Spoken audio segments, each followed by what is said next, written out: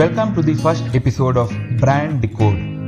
Marketing has many principles and rules, and does that apply for brands in every instance? Well, that's something that needs to be debated.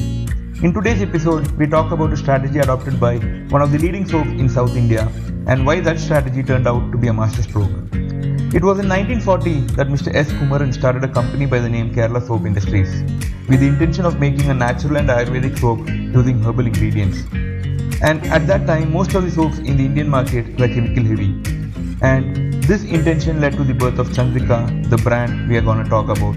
Chandrika quickly positioned itself as an Ayurvedic soap and started establishing itself in the market.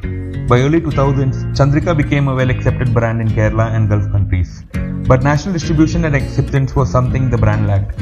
In fact, this was the only major challenge the brand was facing then. They did try a lot to get this right, as they knew that's what can take Chandrika to the next level, but the efforts were not being effective. On the other hand, Wipro, an Indian FMCG major with a wide range of products and presence in many categories, were doing well nationally. But one category that they were keen to get into was the herbal soap category.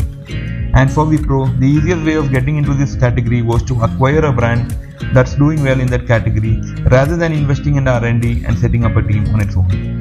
And this is what made Wipro very much interested in Chandrika. The negotiations began, and in 2004 to 2005 period, Wipro acquired Chandrika. After the acquisition, Wipro had to take a major branding decision, and that was whether to go with the existing packaging design or to modernize it. Modernizing the pack design is basically what most of the brands would choose to, but Wipro did something different. They adopted a dual packaging strategy. And what was that? In Kerala, they retained the old pack, and for all the other places, they modernized it.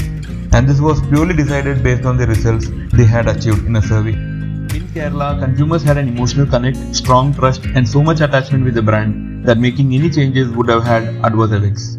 So Wipro decided to respect the consumer psychology, and thus they went in with the same color, same layout, and the same feel. In a phrase, one could tell zero disturbance to loyal base.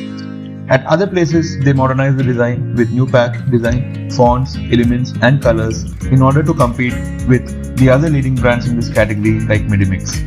Wipro's strategy was well appreciated in the marketing world since they gave higher value to the consumer psychology rather than forcing uniform packaging throughout.